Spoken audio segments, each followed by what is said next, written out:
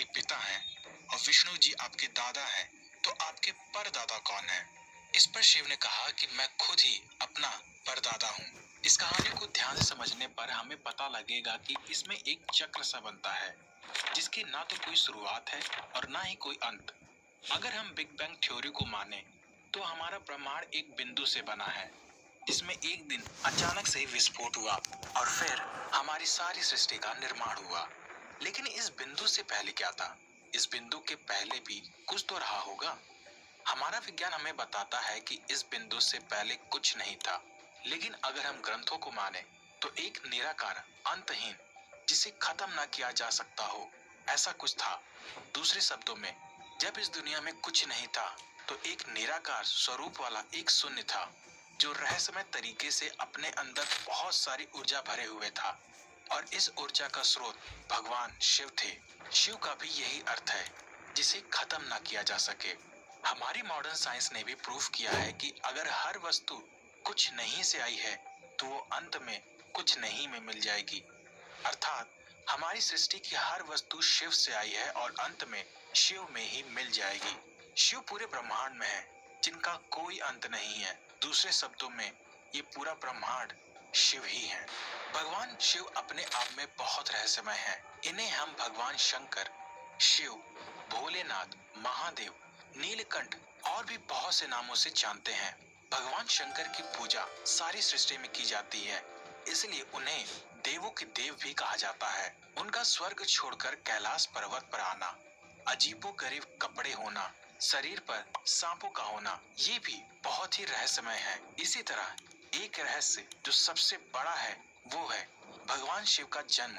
भगवान शिव को हम अनादि मानते हैं, जिसका अर्थ है जिसकी ना तो कोई शुरुआत है और ना ही कोई अंत, जिसके ना तो कोई माता, ना कोई पिता, ना ही कोई जन्म की तिथि।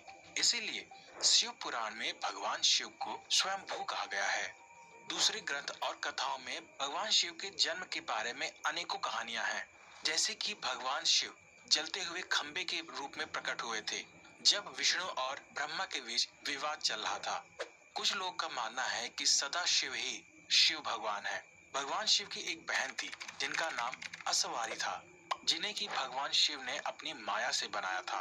वो भी तब जब माता पार्वती ने भगवान शिव भी देव माना जाता है। शिव के इस तीसरे नेत्र से सत्य कभी भी नहीं छुप सकता। इसी कारण शिव परम ब्रह्म भी कहलाए जाते हैं। देवों और असुरों के बीच अक्सर युद्ध होते रहते हैं। किसी भी संकट के समय देवता और राक्षस दोनों भगवान शिव को ही बुलाते थे। कई बार तो देवताओं और असुरों ने भगवान शिव के साथ भी युद्ध किया, लेकिन हर बार जीत भगवान शिव की हुई और अंत में देवता और राक्षसों ने भगवान शिव को अपना आराध्य मान लिया। इसी कारण भगवान शिव को देवाधिदेव महादेव कहा जाता है।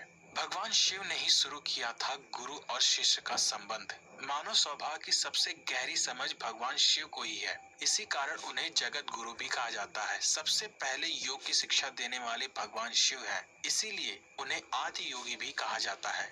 भगवान शिव ने योग के विस्तार के लिए 7 ऋषियों को चुना और उन्हें अपना शिष्य बनाया, जिन्हें उन्होंने योग के 7 सूत्र बताए थे और इन ऋषियों का नाम सप्तऋषि था। इन सप्तऋषियों ने योग को पूरी दुनिया में फैलाया। बाद में पतंजलि ने इनको 200 सूत्रों में समेटकर योग शास्त्र की रचना की थी। सप्तऋषियों के बाद परशुराम और रावण भी शिव के परम शिष्य बने। इस तरह संसार में गुरु और शिष्य का संबंध स्थापित हुआ। भगवान शिव के पास कई सारे अस्त्र हैं, लेकिन वो हमेशा त्रिशूल को ही अपने पास क्यों रखते हैं? भगवान शिव के पास हमेशा से ही बहुत सारे अस्त्र थे, लेकिन उन्होंने समय समय पर अपने शस्त्रों को देवताओं में बांट दिया और अपने पास सिर्फ त्रिशूल को जगह दी। शिव जी के पास धनुष और चक्र भी थे, जिनका आविष्कार उन्होंने स्वयं ही किया था। श्री कृष्ण के सुदर्शन चक्र को संसार में सबसे शक्तिशाली माना जाता है। बहुत ही कम लोग जानते हैं कि शिव जी ने ही इस सुदर्शन चक्र को बनाया था और बाद में उन्हें भगवान विष्णु को दे दिया था। भगवान विष्णु को सुदर्शन चक्र क्यों दिया गया, इसके बारे में ज्यादा जानने के लिए आप मेरी विष्णु वाली वीडियो को देख सकते हैं। बाद में यह सुदर्शन चक्र माता पार्वती को मिला, फिर उन्होंने परशुराम को दे दिया। अंत में परशुराम ने जाकर यह सुदर्शन चक्र श्री कृष्ण को वापस कर दिया और आज तक उन्हीं के पास है। शिव जी ने अपने पास सिर्फ त्रिशूल को ही रखा, जो कि सृष्टि के आरंभ में ब्रह्मनाद के समय ही प्रकट हुआ था। भगवान शिव जी का त्रिशूल रज, तम और सद्गुणों के साथ प्रकट हुआ, जो कि सृष्टि के संतुलन में उनकी सहायता करता है। भगवान शिव जी का